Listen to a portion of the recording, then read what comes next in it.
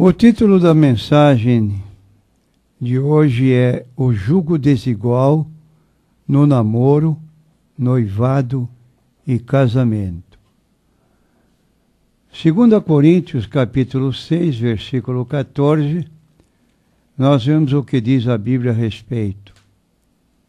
Não vos prendais a um jugo desigual com os infiéis, porque que sociedade tem a justiça com a injustiça? Que comunhão tem a luz com as trevas? Versículo 15. Que concorda entre Cristo e Belial? Que parte tem o fiel com o infiel?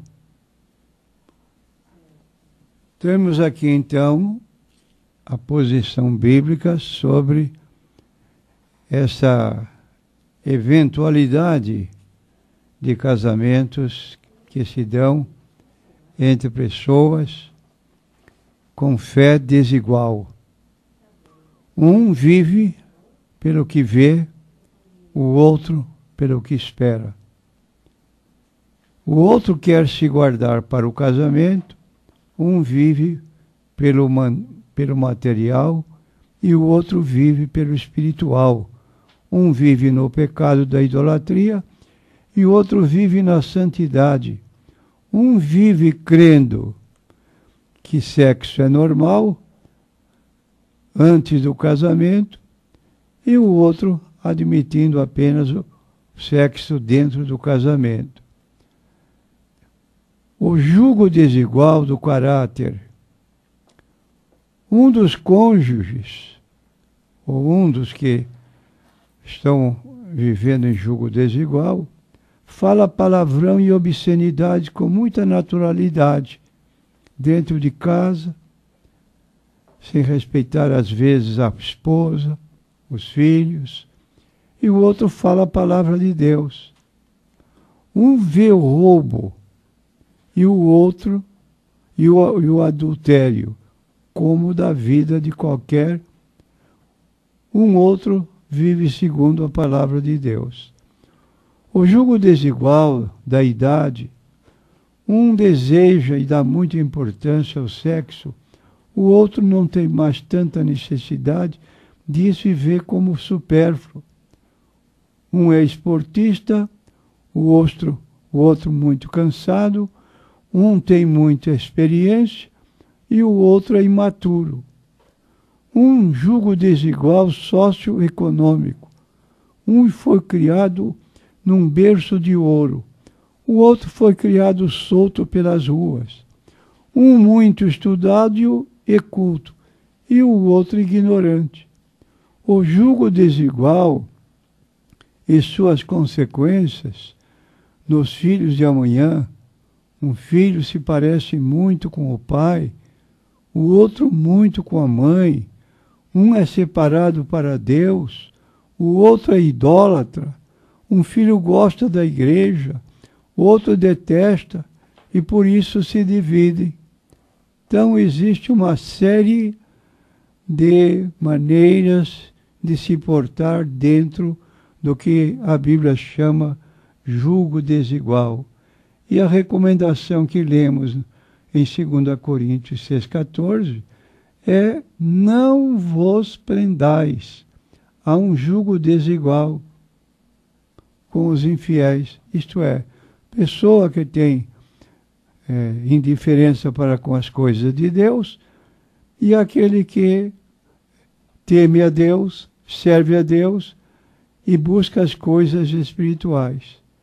De modo que aí está uma posição à luz da Bíblia Sagrada que serve de exemplo para aquele que quer viver à luz da vontade de Deus. Quando procura uma esposa, vai encontrar uma dentro da própria igreja. E o moço que às vezes vive na rua, quando visita às vezes uma igreja, quer levar uma jovem da igreja para viver na mesma forma que ele vive no mundo. Então, se um dos ouvintes perguntasse qual é o padrão de Deus para o casamento, Em primeiro lugar, afirmamos que tudo que Deus criou é bom, como a declaração bíblica de Gênesis, capítulo 1, versículo 31. E viu Deus tudo quanto tinha feito, e eis que era muito bom. E foi a tarde e a manhã, o dia sexto. E isso inclui a sexualidade.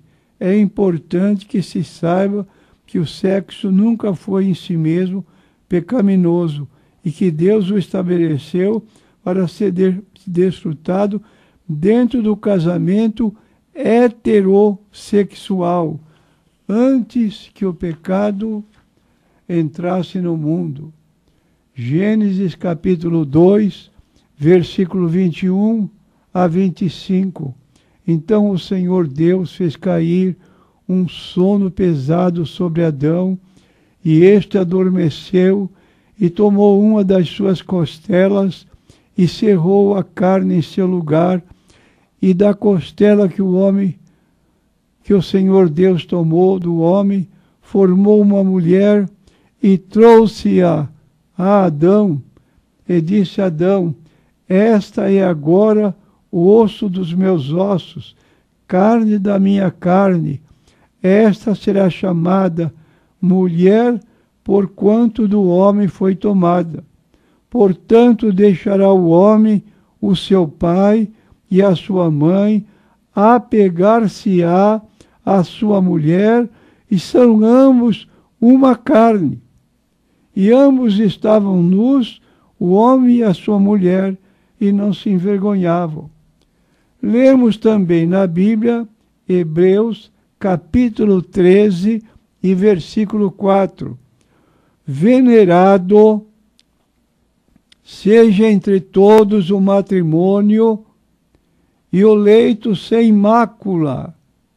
Porém, os que se dão à prostituição e aos adúlteros, Deus os julgará. Aí estão os princípios que norteiam a vida daqueles que seguem a Bíblia Sagrada, sempre com muito cuidado de agir dentro do padrão estabelecido pela Bíblia. E, naturalmente, quando há pessoas que pensam assim, eles vivem muitos anos felizes, um ao lado do outro, e Deus abençoa o lar com os filhos, e sucessivamente. Mas hoje estamos vivendo em tempos, como Jesus falou em Mateus capítulo 24, sobre os sinais dos últimos tempos, que seria como nos dias de Noé. Casavam-se, davam-se em casamento, numa linguagem que diz, é casa descasa, casa descasa. Aquilo é um passatempo, sem compromisso. E Deus abomina, detesta essa forma de viver e caracteriza uma forma pecaminosa. De modo que Jesus preveniu que nos últimos tempos isso aconteceria. Então tenhamos cuidado para que isso não aconteça.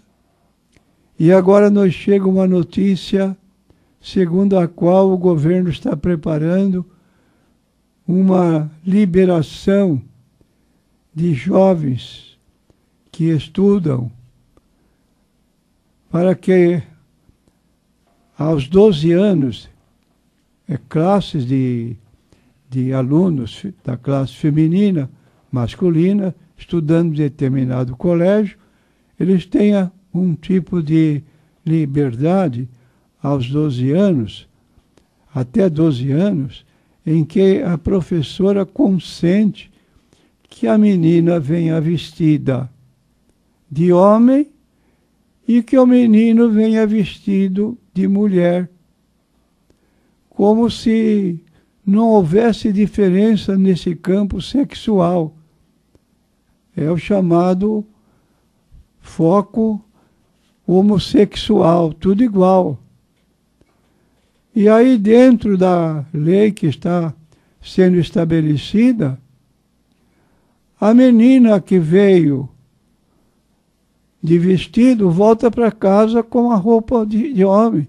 E o menino que veio vestido de homem volta para sua casa vestido de mulher. Tudo isso sem consentimento da própria família.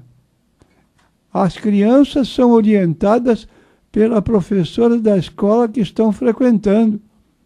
Ora, o que é isto? Isso é uma abertura para uma posição irregular no casamento futuro. E nós, então, estamos vivendo, nessa época, contrários à palavra de Deus. Para quem assim vive e acha que é normal, mormente porque partindo do governo essa liberação. E isso tudo nós entendemos como sinais da volta de Cristo.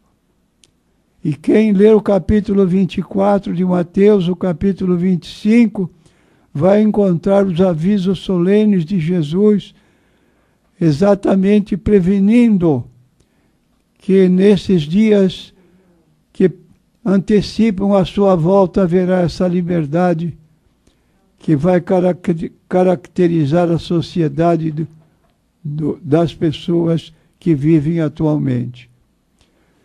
Que a palavra de Deus possa cair no coração de pessoas que estão vivendo opostamente e que aconteça que cada mulher tenha o seu respectivo marido e da mesma forma o marido a sua esposa, vivendo bem dentro daquela colocação que Deus uniu, não separe o homem. Amém.